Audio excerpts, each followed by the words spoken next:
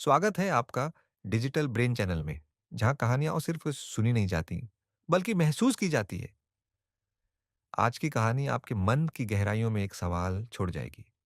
बहुत समय पहले हिमालय की गहरी घाटियों में एक गुप्त आश्रम था, जहां सिर्फ वही लोग पहुंच सकते थे जिनका वहां जाना पूर्व निर्धारित था। इस आश्रम का एक रहस्य था। वहां कोई भी व्यक्ति अगर कुछ मांगता, तो उसे वह चीज अवश्य मिलती, लेकिन उसके बदले कुछ लिया भी जाता। एक दिन युवराज अद्वै अपने पिता की मृत्यु के बाद उत्तराधिकारी बना, लेकिन राज्य में अराजकता थी। सेनापति उसे राजा मानने को तैयार नहीं थे।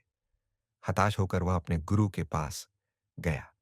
गुरु बोले, यदि तुम्हें शक्ति चाहिए तो गुप्त आश्रम जाओ, लेकिन वहां जो कुछ भी मांगो, सोच समझ कर मांगना, क्योंकि वहां लिया भी उतना ही जाता है।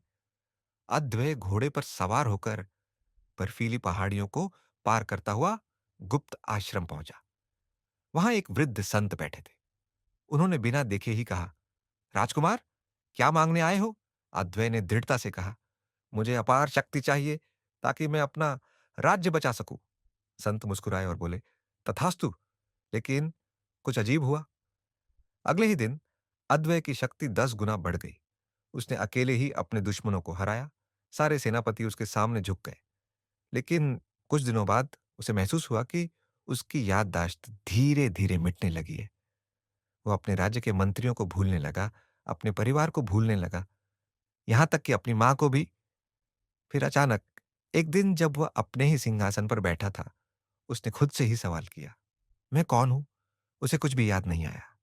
वही वृद्ध संत उसके सामने प्रकट हुए और बोले, राजकुमार, तुमने शक्ति मांगी थी और बदले में तुम्हारी पहचान ले ली गई। इस ब्रह्मांड का नियम है, हर चीज का मूल्य चुकाना पड़ता है।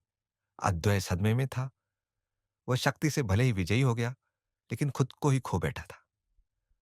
अब सवाल यह है, क्या हम भी अक्सर कुछ पाने के चक्कर में अनजाने में कुछ बहुत बड़ा खो देते हैं? क्या शक्ति, पैसा, नाम, सब कुछ हासिल करने की होड़ में हम अपनी असली पहचान मिटा रहे हैं? ऐसी ही अद्भुत और रहस्यमयी कहानियों के लिए सब्सक्राइब करें डिजिटल ब्रेन।